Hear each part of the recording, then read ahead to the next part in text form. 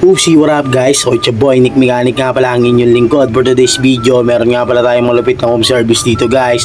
Ngayong araw lang natin tatapusin to kaya maaga tayong bumiyahe. Tara, let's go! So guys, ayan nga pala yung unang first customer natin na pinuntahan natin kaaga-aga. So ayan nga pala yung e-bike ni Sir Romay yan, old model na. Tema nga pala niyan guys, controller.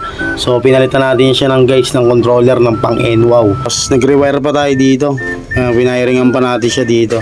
Medyo natagalan lang ako ng bagya kasi iba yung color coding nito. Kailangan pagbalik-balik na din mo pa yung face pair nya sa dynamo. Pero napa-under naman natin guys na maayos. Ayun o.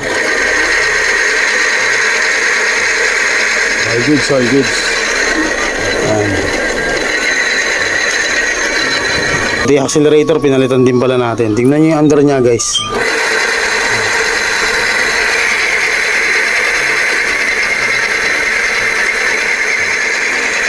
Matulin.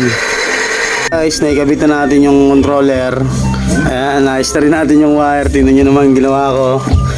Ayan, yung lagayan kasi ng lumang controller ni Sir, sakto-sakto lang. Yung controller ko, medyo malaki, sakto lang din. Pero nagtabas pa tayo dito. Ayan, nagtabas tayo sa magkabilang gilid para makapasok yung controller. Tapos, the rest, ito yung wiring niya nandito sa labas. Binalot ko rin ng plastic. Syempre, resik ng tubig. So yun guys, okay na nga pala yan. Nasalansan na natin lahat ng wire. Na-fix na natin ang dapat i-fix. Ngayon, i-test drive na natin to. Ayun guys, okay na pala yung e-bike na yan. Ayun pala yung may-ari si Sir. Test drive ni Sir, test drive ni Sir.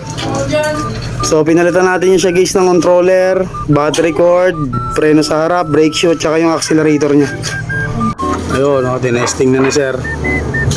So yun lang guys, maraming salamat sa panonood. Peace out.